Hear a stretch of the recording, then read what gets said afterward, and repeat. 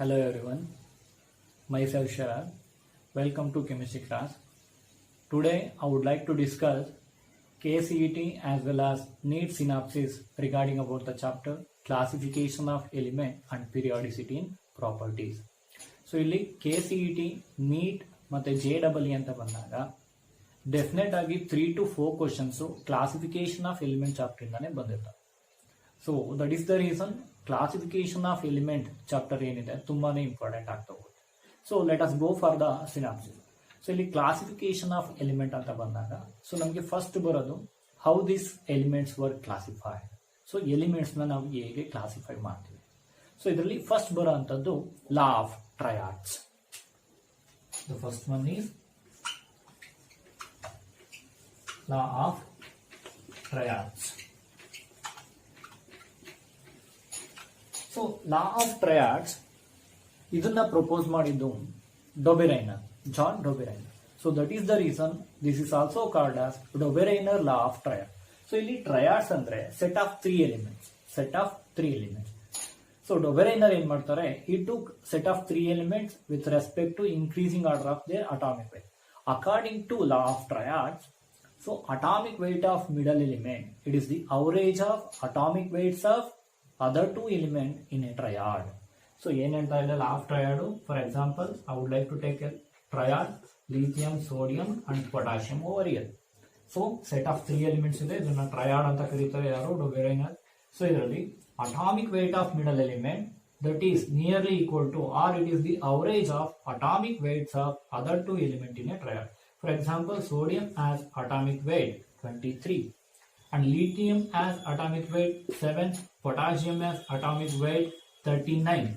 So ಇಲ್ಲಿ sodium ಏನಿದೆ atomic weight, that is the average of atomic weights of other two elements in a triad. So ನೋಡಿ average ತಗೊಳ್ಳಿ, 39 plus 7 divided by 2, that gives us right 46 divided by 2, that gives us 23. So law of triad. So ನಿಮಗೆ ಬೇರೆ ಲಾ of triads ಬೇಕು ಅಂದ್ರೆ example fluorine, bromine, iodine, this is also set of triad. Next calcium, strontium, barium, this is also set of triad. So ಇದರಲ್ಲಿ atomic weight of the middle element ಏನಾಗಿರುತ್ತೆ, it is the average of atomic weights of other two elements in a triad. Next, law of triads ನ ನಾವು longer time hold ಮಾಡ್ಲಿಕ್ಕೆ ಆಗಲ್ಲ. ಯಾಕೆ ಅಂದ್ರೆ for example ಇಲ್ಲಿ ನಾನು ಹಾಗೆ ಹೇಳಿದಾಗೆ fluorine, bromine, iodine set of triads ಆಗುತ್ತೆ. ಅದೇ ನೀವು ಫ್ಲೋರಿನ್, ಬ್ರೋಮಿನ್, ಅಯೋಡಿನ್ ಅಂತ ಬಂದಾಗ so this is not A triad, hold ಆಗಲ್ಲ. ಅಂದ್ರೆ ಒಂದೇ ಗ್ರೂಪ್ ಅಲ್ಲಿ ಇರೋ ಎಲಿಮೆಂಟ್ಸ್ ಗೆ ಲಾ of triads certain times hold ಆಗಲ್ಲ. So that is the reason we cannot hold it for a longer time. Law of triad na ನಾವು longer time hold ಮಾಡೋದಕ್ಕೆ ಆಗಲಿಲ್ಲ. ಸೊ law of triad ಏನಾಯ್ತು, failure ಆಯ್ತು. So next ಬರೋಂಥದ್ದು ನಮಗೆ law of octaves. Octaves ನ propose ಮಾಡಿದ್ದು Alexander Newland.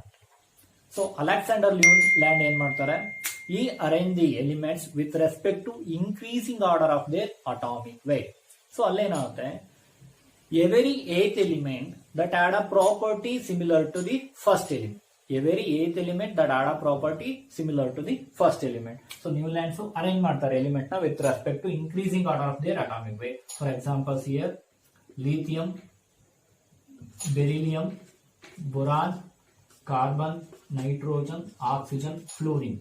So ಇಲ್ಲಿ ನಿಯಾನ್ ಬರೆಯೋಗಿದೆ. ಯಾಕೆ, at that particular time noble gases were not yet discovered. So noble gases Discover ಆಗಲಿಲ್ಲ. So sodium, magnesium, aluminum, silicon, phosphorus, sulfur, chlorine, potassium, calcium.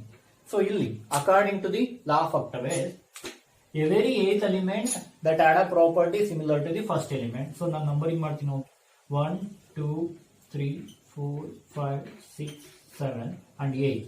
So ಇಲ್ಲಿ eighth element ಯಾವ್ದಿರೋದು, sodium, that has to possess the same characteristic features of lithium.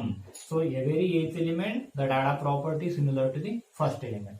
ಆದ್ರೆ lithium ಅಲ್ಲಿ ಏನ್ character exhibit ಆಗ್ತಾ ಹೋಗುತ್ತೋ ಅದೇ character ಎಲ್ಲಿರುತ್ತೆ, sodium ಅಲ್ಲಿ. ಫಾರ್ ಎಕ್ಸಾಂಪಲ್ ಆಗಿದ್ರೆ ಯಾವ ಕ್ಯಾರೆಕ್ಟರ್ ಅಂತ ಬಂದ್ರೆ lithium exhibit +1 oxidation state lithium exhibit +1 oxidation state. ಹಾಗಿದ್ರೆ ಸೋಡಿಯಂದ ಆಕ್ಸಿಡೇಷನ್ ಸ್ಟೇಟ್ ಏನಾಗಿರುತ್ತೆ +1 ಆಗಿರುತ್ತೆ. And here lithium also metal, sodium also metal. Next, lithium has outermost electronic configuration ns1. So lithium the electronic configuration ಗೊತ್ತು ನಿಮಗೆ, 1s2 2s1. So sodium ಏನಾಗಿರುತ್ತೆ electronic configuration, outermost electronic configuration ns1 ಆಗಿರುತ್ತೆ. So ಈ ತರ first element ಅಲ್ಲಿ ಏನ್ character ಇದೆಯೋ ಅದೇ ಕ್ಯಾರೆಕ್ಟರ್ 8th ಎಲಿಮೆಂಟ್ ಅಲ್ಲೂ ಪೊಸೆಸ್ ಆಗ್ತವೆ. Not only lithium and sodium. For example ನೀವು ಕಾರ್ಬನ್ ಇಂದ ತಗೊಳ್ಳಿ. ಸೊ ಕಾರ್ಬನ್ಗೆ 1 2 3 4 5 6 7 8. ಸೊ ಏನಾಯ್ತು 8th ಎಲಿಮೆಂಟ್ ಯಾವ್ದು ಬಂತು ಸಿಲಿಕಾನ್. ಸೊ ಇಲ್ಲಿ ಕಾರ್ಬನ್ ಏನ್ ಕ್ಯಾರೆಕ್ಟರ್ ನ ಪ್ರೊಸೆಸ್ ಮಾಡುತ್ತೋ ಸಿಲಿಕಾನ್ ಕೂಡ ಅದೇ ಪ್ರಾಪರ್ಟಿನ ಪ್ರೊಸೆಸ್ ಮಾಡ್ತಾ ಹೋಗುತ್ತೆ. So this is what we call law of octaves. So ಇಲ್ಲಿ ಲಾ ಆಫ್ ಆಕ್ಟವೇಸ್ ಕೂಡ ಲಾಂಗರ್ ಟೈಮ್ ಹೋಲ್ಡ್ ಮಾಡ್ಲಿಕ್ಕೆ ಆಗಲ್ಲ. ರೀಸನ್ ಏನು ಅಂದ್ರೆ, so law of triad as well as law of octaves, this are completely based on atomic weight. So ಇಲ್ಲಿ fundamental property ಏನ್ ತಗೊಂಡಿರ್ತಾರೆ, atomic weight ನ ತಗೊಂಡಿರ್ತಾರೆ. ಅಟಾಮಿಕ್ ವೇಟ್ ನ ತಗೊಂಡಿರ್ತಾರೆ. That is the major reason for the failure of these laws. So then at that particular time ನಮಗೆ elements ಇನ್ನ discover ಆಗಿರಲ್ಲ. ಸೊ ಹಾಗಾಗಿ ಇದು ಲಾಂಗರ್ ಟೈಮ್ ನ ನಾವು ಹೋಲ್ಡ್ ಮಾಡ್ಲಿಕ್ಕೆ ಆಗಲಿಲ್ಲ. ಸೊ ನೆಕ್ಸ್ಟ್ ಬರುವಂತದ್ದು ನಮಗೆ Mendeleev periodic law. According to Mendeleev, the physical as well as chemical properties are periodic function of their atomic weight. So ಇಲ್ಲೂ ಕೂಡ ಅಷ್ಟೇ ಮೆಂಡಲೀವ್ ಪೀರಿಯಾಡಿಕ್ ಲಾ ನಲ್ಲಿ ಫಂಡಮೆಂಟಲ್ ಪ್ರಾಪರ್ಟಿ ಆಗಿ ಯಾವ್ದು ತಗೊಂತಾರೆ, ಅಟಾಮಿಕ್ ವೇಟ್ ನೇ ತಗೊಂತಾರೆ. ಸೊ ಇಲ್ಲೂ ಕೂಡ ಮೆಂಡಲೀವ್ ಪೀರಿಯಾಡಿಕ್ ಟೇಬಲ್ ನ ನಾನು ಬರೀತಾ ಹೋಗ್ತೀನಿ. For example lithium, beryllium, boron, carbon, nitrogen, oxygen, fluorine, sodium, magnesium, aluminium, silicon, phosphorus, sulfur, chlorine, potassium, calcium. So here Mendeleev left the gap under aluminium and also he left the gap under silicon. Then he wrote, he placed arsenic under the phosphorus. So ಅಂದ್ರೆ ಏನಾಯ್ತು, Mendeleev ಏನ್ ಮಾಡ್ತಾರೆ, aluminium ಆದ್ಮೇಲೆ ಜಾಗನ ಅದೇ ತರ ಬಿಡ್ತಾರೆ, silicon ಆದ್ಮೇಲೆ ಜಾಗ ಖಾಲಿ ಬಿಡ್ತಾರೆ. ಅಂದ್ರೆ ಇಲ್ಲಿ ಅಲ್ಯೂಮಿನಿಯಂ ಆದ್ಮೇಲೆ ನೆಕ್ಸ್ಟ್ ಎಲಿಮೆಂಟ್ ಏನಿದೆ, ಸಿಲಿಕಾನ್ ಆದ್ಮೇಲೆ ಏನು ನೆಕ್ಸ್ಟ್ ಎಲಿಮೆಂಟ್ ಬರುತ್ತೆ ಅದನ್ನ ಡಿಸ್ಕವರ್ ಆಗಿರೋದಿಲ್ಲ. ಸೊ ಹಾಗಾಗಿ ಈ ಪ್ಲೇಸ್ ನ ಅವ್ರು ಏನಂತ ಕೇಳ್ತಾರೆ, ಈ left the gap under aluminium. So ಈ ಪ್ಲೇಸ್ ನ ಅವರು ಎಕಾ ಅಲ್ಯೂಮಿನಿಯಂ ಅಂತ ಕರೀತಾರೆ, ಎಕಾ ಅಲ್ಯೂಮಿನಿಯಂ. ಅಂಡ್ ಆಲ್ಸೋ ಈ left the gap under silicon. So ಅದನ್ನ ಏನಂತ ಕರೀತಾನೆ, ಎಕಾ ಸಿಲಿಕಾನ್. ಸೊ ಇವಾಗ ನೀಟ್ ಅಂಡ್ ಸಿಇಟಿ ನಲ್ಲಿ ಬಂದಾಗ ಸಿಂಪಲ್ ಆಗಿ ಕ್ವಶನ್ ಕೇಳ್ತಾರೆ, name the element which present at the place of ಎಕಾ aluminium. So ಎಕಾ aluminium ನ ಪ್ಲೇಸ್ ಅಲ್ಲಿ ಯಾವ ಎಲಿಮೆಂಟ್ ಬರಬೇಕು ಅಂತ. ಸೊ ಅಲ್ಲಿ ಯಾವ್ದಿರುತ್ತೆ ಅಂದ್ರೆ ಗ್ಯಾಲಿಯಂ, GS. ಯಾವ ಎಲಿಮೆಂಟ್ ಇರುತ್ತೆ, gallium. So name the element which present at the place of ಎಕಾ silicon ಅಂದ್ರೆ ಅಲ್ಲಿ ಯಾವ್ದಿರುತ್ತೆ ಅಂದ್ರೆ ಜರ್ಮೇನಿಯಂ, GE. ಸೊ ಈ ಎಲಿಮೆಂಟ್ ಬರಬೇಕು. ಸೊ ಇಲ್ಲಿ ಫೇಲ್ಯೂರ್ ಆಫ್ ಮೆಂಡಲೀವ್ ಪೀರಿಯಾಡಿಕ್ ಲಾ ಅಂದ್ರೆ ದ ಮೋಸ್ಟ್ ಫಂಡಮೆಂಟಲ್ ರೀಸನ್ ಅಂದ್ರೆ ಈ took atomic weight as a fundamental concept to do the classification. Classification of element ನ ಮಾಡೋದಕ್ಕೆ ಅವನು ಅಟಾಮಿಕ್ ವೇಟ್ ನ ಫಂಡಮೆಂಟಲ್ ಪ್ರಾಪರ್ಟಿ ಅಂತ ತಗೊಂತಾರೆ. ಸೊ ಅದು ಅಲ್ಲಿ ರಾಂಗ್ ಆಗುತ್ತೆ. ಯಾಕೆ, he place the element with respect to increasing order of their atomic weight. So ಇಲ್ಲಿ ಕಾರ್ಬನ್ ಬಂದಾಗ you can see carbon possess 3 isotopes. ಯಾವುದು, carbon 12, carbon 13 and carbon 14. So ಇಲ್ಲಿ ಮೆಂಡಲೀವ್ ಪೀರಿಯಾಡಿಕ್ ಟೇಬಲ್ ನ ತಗೊಂಡ್ರೆ ಈ 3 ಐಸೋಟೋಪ್ಸ್ ಗೆ ಜಾಗನೇ ಇಲ್ಲ. There is no proper place for isotope and also there is no proper place for hydrogen. So hydrogen placement ಗೆ ಅವನು ಕರೆಕ್ಟ್ ಆಗಿ ಪ್ರಾಪರ್ ಪೊಸಿಷನ್ ನ ಹೇಳಿದ್ರು. ಸೊ ಅಂದ್ರೆ ಹೈಡ್ರೋಜನ್ ನ ನೀವು ಲಿಥಿಯಂ ಮೇಲೇನಾದ್ರೂ ಇಡಬಹುದು ಅಥವಾ ಫ್ಲೋರಿನ್ ಹ್ಯಾಲೋಜನ್ ಫ್ಯಾಮಿಲಿನಲ್ಲಾದ್ರೂ ಇಡಬಹುದು. So the position of hydrogen were not completely discuss. So that is the reason ಏನಾಗುತ್ತೆ, Mendeleev periodic law that not hold good for a longer time. So then ಅದಾದ್ಮೇಲೆ ಬರ್ತಾರೆ Henry Moseley. He propose modern periodic law which was proposed by Henry Moseley. So according to him he took atomic number as a fundamental property. So far ಏನು ಡೊಬೆರೈನರ್ law of triad ಇರ್ಬೋದು, Newlands law of ಆಕ್ಟವೇಸ್ ಇರ್ಬೋದು, then Mendeleev periodic ಲಾ ಅದು failure ಆಗ್ತಿತ್ತು. ಯಾಕೆ, ಅವರೆಲ್ಲ ಏನ್ ಮಾಡ್ತಾರೆ, atomic weight ನ ಆಸ್ ಎ ಫಂಡಮೆಂಟಲ್ ಆಗಿ ಪ್ರಾಪರ್ಟಿ ಆಗಿ ತಗೊಂತಾರೆ. ಸೊ ಇಲ್ಲಿ ಹೆನ್ರಿ ಮೋಸ್ಲೆ ಏನ್ ಮಾಡ್ತಾರೆ, ಅಟಾಮಿಕ್ ನಂಬರ್ ನ ಫಂಡಮೆಂಟಲ್ ಪ್ರಾಪರ್ಟಿ ಆಗಿ ತಗೊಂತಾರೆ. So that is the reason modern periodic law ಏನ್ ಹೇಳುತ್ತೆ ಅಂದ್ರೆ the physical and chemical properties of elements are periodic function of their atomic number. So atomic number ನ ಮೇಲೆ ಪೀರಿಯಾಡಿಕ್ ಫಂಕ್ಷನ್ ಡಿಪೆಂಡ್ ಆಗಿರುತ್ತೆ ಅಂತ ಹೇಳ್ತಾರೆ. So modern periodic law state that the physical and chemical properties of element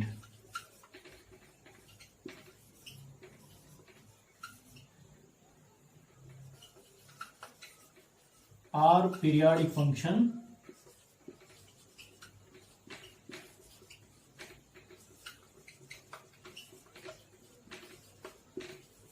of their atomic number. So ಇಲ್ಲಿ ನೀವು ನೆನಪಲ್ಲಿ ಇಟ್ಕೊಬೇಕಾಗಿರೋದು Henry Moseley ಏನ್ ಮಾಡ್ತಾರೆ ಆಸ್ ಎ ಫಂಡಮೆಂಟಲ್ ಪ್ರಾಪರ್ಟಿಯಾಗಿ ಅಟಾಮಿಕ್ ನಂಬರ್ ನ ತಗೊಂತಾರೆ. ಸೊ ಫಾರ್ ಡೊಬೆರೈನರ್, ನ್ಯೂಲ್ಯಾಂಡ್ಸ್ ಮತ್ತೆ Mendeleev they took atomic weight as a fundamental property to do the classification. So that is the reason ಆ ಮೂರು ಲಾಗಳು ಫೇಲ್ಯೂರ್ ಆಗ್ತಾ ಬರ್ತವೆ. ಅಲ್ಟಿಮೇಟ್ಲಿ ಹೆನ್ರಿ ಮೋಸ್ಲೆ ಅವ್ರು ಕೊಡೋ ಅಂತದ್ದು ನಮ್ಗೆ ಯಾವುದು ಮಾಡರ್ನ್ ಪೀರಿಯಾಡಿಕ್.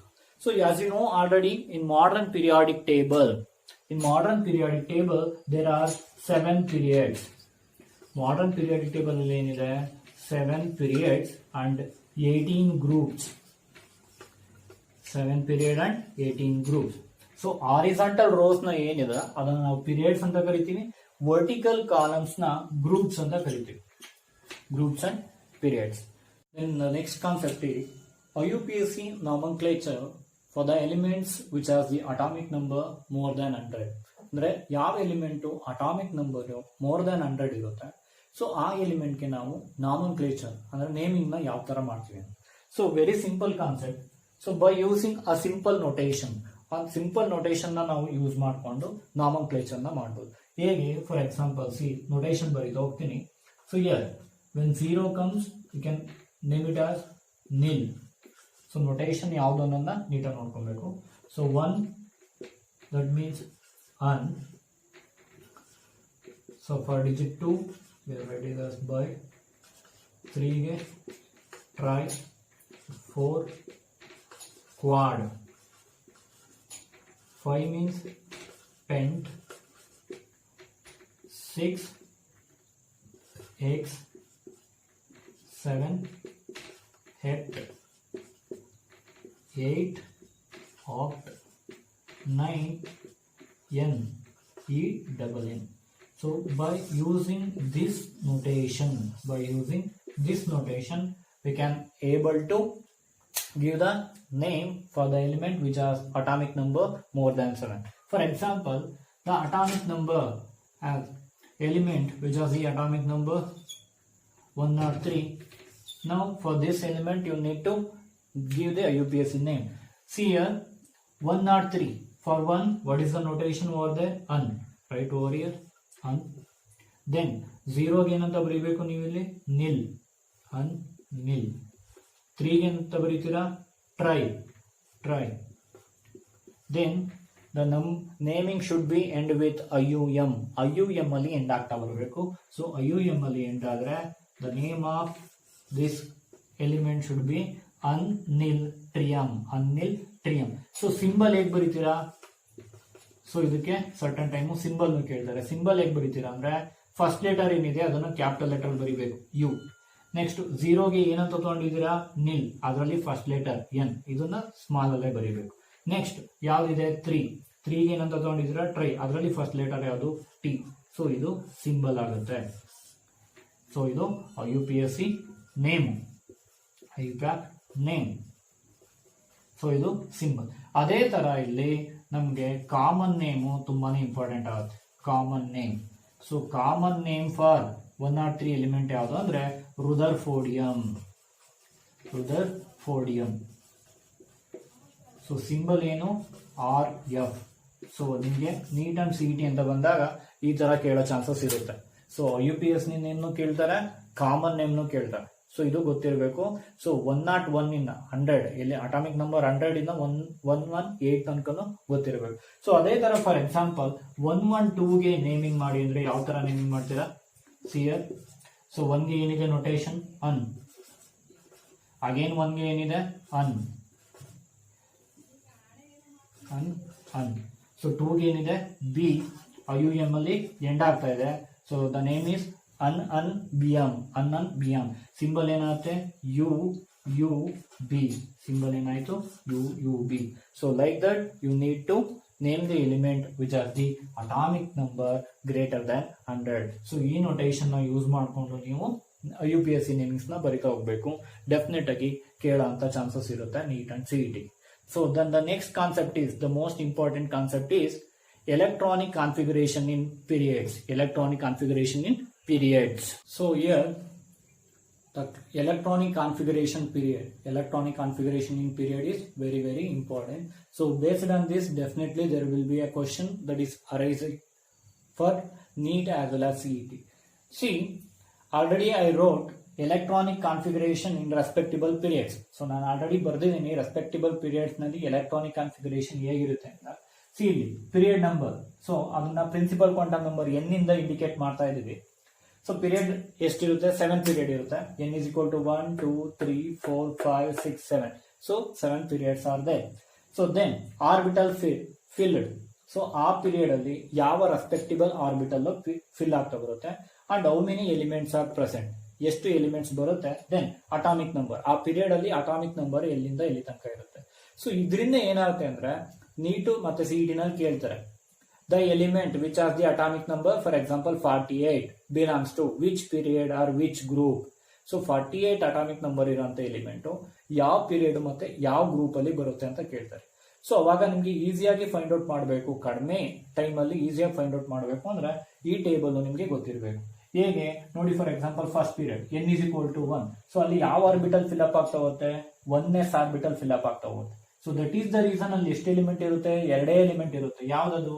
ಹೈಡ್ರೋಜನ್ ಇಂದ ಹೀಲಿಯಂಗೆ 1s1 1s2. The maximum accommodation of electron in s orbital ಅಂದ್ರೆ 2 electron. s orbital maximum 2 electron. So ಅದೇ ರೀತಿ ನೀಟ್ ಒಂದು CET ನಲ್ಲಿ ಕೇಳ್ತಾರೆ, why for example why period number 4 n is equal to 4 ಅಲ್ವಾ. In period number 4 consists of only 18 elements. ಯಾಕೆ period number 4 ಅಲ್ಲಿ 18 elements ಇದೆ, ಜಾಸ್ತಿ ಹಾಕಿಲ್ಲ ಕಡಿಮೆ ಹಾಕಿ. ಯಾಕೆ ರೀಸನ್ ಅಂದ್ರೆ in 4th period there is a filling of 4s 3d 4p orbital. 4s 3d 4p orbital. 4s ಅಲ್ಲಿ 2 ಎಲಿಮೆಂಟ್ ಫಿಲ್ ಆಗ್ತವೆ, 3d ನಲ್ಲಿ 10, 4p ನಲ್ಲಿ 6. ಸೊ ಅಲ್ಲಿಗೆ ಏನಾಗುತ್ತೆ 2 + 10 + 6 ಟೋಟಲ್ 18 ಎಲಿಮೆಂಟ್. ಸೊ ಅದೇ ತರ ನೋಡಿ ಸೆಕೆಂಡ್ ಪೀರಿಯಡ್ ಅಲ್ಲಿ 2s and 2p orbitals are going to filling up. So that is the reason there are 8 elements. So ಇಲ್ಲಿ 2s ಮತ್ತೆ 2p ಆರ್ಬಿಟಲ್ ಫಿಲ್ ಆಗೋದ್ರಿಂದ 8 ಎಲಿಮೆಂಟ್ ಇರುತ್ತೆ. ಯಾವ್ದದು? ಲಿಥಿಯಂ ಇಂದ ನಿಯಾನ್ ತನಕ. ಲಿಥಿಯಂ ಇಂದ neon. Next n is equal to 3. ಅಲ್ಲಿ ಯಾವ್ದು ಆರ್ಬಿಟಲ್ ಫಿಲ್ ಅಪ್ ಆಗೋದು? 3s ಮತ್ತೆ 3p. ಸೊ ಇಲ್ಲೂ ಕೂಡ ಅಷ್ಟೇ 3s ಆದ್ಮೇಲೆ 2 ಎಲಿಮೆಂಟ್, 3p ನಲ್ಲಿ 6, ಟೋಟಲ್ 8 ಎಲಿಮೆಂಟ್ಸ್. ಅದು ಯಾವುದು? ಸೋಡಿಯಂ ಇಂದ ಆರ್ಗಾನ್ ತನಕ. ಸೊ ಇಲ್ಲಿ ನಿಮ್ಗೆ ಲಾಸ್ಟ್ ಟೇಬಲ್ ಏನಿದೆ ನೋಬಲ್ ಗ್ಯಾಸಸ್, ಆದ್ರೂ ನಿಮ್ಗೆ ಅಟಾಮಿಕ್ ನಂಬರ್ ಗೊತ್ತಿರಬೇಕು. Helium, neon, argon, krypton, xenon, radon, ಇಷ್ಟು ಮೋಸ್ಟ್ ಇಂಪಾರ್ಟೆಂಟ್. ಇಷ್ಟು ಗೊತ್ತಿದ್ರೆ ನೀವು ಯಾವ ಎಲಿಮೆಂಟ್ ಬೇಕಾದ್ರೂ ಎಲೆಕ್ಟ್ರಾನಿಕ್ ಕಾನ್ಫಿಗರೇಷನ್ ಬರೀಬಹುದು. ಸೊ ಮೋಸ್ಟ್ ಇಂಪಾರ್ಟೆಂಟ್ ನಿಮ್ಗೆ noble gases electronic configuration as well as atomic number ಗೊತ್ತಿರಬೇಕು. ಸೊ ನೋಡಿ n is equal to 4. 4th period ಬಂದಾಗ ನಿಮ್ಗೆ 4s 3. ಸೊ 3d ಆರ್ಬಿಟಲ್ ಬಂತು ಅಂದ್ರೆ ಅಲ್ಲಿ ಡಿ ಬ್ಲಾಕ್ ಎಲಿಮೆಂಟ್ ಸ್ಟಾರ್ಟ್ ಆಗ್ತಾ ಬರುತ್ತೆ. ಸೊ ಅದಕ್ಕೆ ನಾವು ಇಲ್ಲಿ inner transition element, D block ನ ಏನಂತ ಕರಿತೀವಿ? Inner transition element. D orbital ಬರ್ತಾ ಹೋಗುತ್ತೆ. ಸೊ ಡಿ ಆರ್ಬಿಟಲ್ ನಲ್ಲಿ 10 ಎಲಿಮೆಂಟ್ ಫಿಲ್ ಆಗುತ್ತೆ, 4p. That is the reason 18 element. So ನೀವು ಏನ್ ನೋಡ್ತಾ ಇದ್ದೀರಾ? Number of element 2 8 8 18 18 32 32. ಇದನ್ನ ಮ್ಯಾಜಿಕ್ ನಂಬರ್ ಅಂತ ಕರಿತೀವಿ, ಮ್ಯಾಜಿಕ್ ನಂಬರ್. ಸೊ ಈ ಮ್ಯಾಜಿಕ್ ನಂಬರ್ ಗೊತ್ತಿದ್ದು ಅಂದ್ರೆ ನೀವು ಯಾವುದೇ ಎಲಿಮೆಂಟ್ ಬೇಕಾದ್ರೂ ನೀವು ಅಟಾಮಿಕ್ ನಂಬರ್ ಬರೀಬಹುದು. ಹೇಗೆ? ಫಾರ್ ಎಕ್ಸಾಂಪಲ್ ಲಿಥಿಯಂ ಎಷ್ಟು? Atomic number 3. ಸೋಡಿಯಂದು ಅಟಾಮಿಕ್ ನಂಬರ್ ಗೊತ್ತಿಲ್ಲ ನಿಮ್ಗೆ. ಸೊ ಲಿಥಿಯಂ ಎಷ್ಟಿದೆ? 3. ಸೆಕೆಂಡ್ ಪೀರಿಯಡ್ ಇದೆ. ಥರ್ಡ್ ಪೀರಿಯಡ್ಗೆ ನೀವು 8 ನ ಆಡ್ ಮಾಡಿ ಎಷ್ಟು ಬರುತ್ತೆ? 11. ಅದೇ ತರ ಪೊಟ್ಯಾಷಿಯಂಗೆ ನಿಮ್ಗೆ ಗೊತ್ತಿರಲ್ಲ ಏನೋ ಅಟಾಮಿಕ್ ನಂಬರ್. ಸೊ ಅಲ್ಲಿಗೆ ಏನ್ ಮಾಡ್ತೀರಾ? 8 ನ ಆಡ್ ಮಾಡಿ 19 ಬರುತ್ತೆ. ಅಗೇನ್ ರುಬಿಡಿಯಂಗೆ ಅಟಾಮಿಕ್ ನಂಬರ್ ಗೊತ್ತಿರಲ್ಲ. ಸೊ ಏನ್ ಮಾಡ್ತೀರಾ? ಪೀರಿಯಡ್ ಅಲ್ಲಿ ಎಷ್ಟು ಎಲಿಮೆಂಟ್ ಇರುತ್ತೆ? 18 ಎಲಿಮೆಂಟ್. ಅಷ್ಟನ್ನ ಆಡ್ ಮಾಡಿದ್ರೆ ನಿಮ್ಗೆ ಎಷ್ಟು ಬರುತ್ತೆ? ಅಟಾಮಿಕ್ ನಂಬರ್ 37 ಬರುತ್ತೆ. ಅಂದ್ರೆ 19 + 18 ಎಷ್ಟಾಯ್ತು ನಿಮ್ಗೆ? 37 ಆಯ್ತು. So that is the reason 2 8 8 18 18 32 32 ನ ನಾವೇನಂತ ಕರಿತೀವಿ? ಮ್ಯಾಜಿಕ್ ನಂಬರ್ ಅಂತ ಕರಿತೀವಿ. ಸೊ ನೆಕ್ಸ್ಟ್ ಕಾನ್ಸೆಪ್ಟ್ ಅಲ್ಲಿ ಏನ್ ಡಿಸ್ಕಸ್ ಮಾಡ್ತೀವಿ? How to find out period number as well as group number for the given compound. For example ನಾನು ಹೇಳಿದೆ atomic number 48 element belongs to which period and which group. Atomic number 48 ಇರುವಂತ element ಯಾವ group ಮತ್ತೆ ಯಾವ period ಅಲ್ಲಿ ಇರುತ್ತೆ ಅನ್ನೋದನ್ನ find out ಮಾಡೋದಕ್ಕೆ ನೆಕ್ಸ್ಟ್ ಕ್ಲಾಸ್ ಅಲ್ಲಿ ನಾನು ಐಡಿಯಾಸ್ನ ಕೊಡ್ತಾ ಹೋಗ್ತೇನೆ. ಸೊ ಬಿಫೋರ್ ದಟ್ ಇಷ್ಟು ನಿಮಗೆ ಕಾನ್ಸೆಪ್ಟ್ ಕ್ಲಿಯರ್ ಆಗಿರಬೇಕು, ಪೀರಿಯಡ್ಸ್ ನಲ್ಲಿ ಎಲೆಕ್ಟ್ರಾನಿಕ್ ಕಾನ್ಫಿಗರೇಷನ್ ಹೇಗಿರುತ್ತೆ ಅಂತ.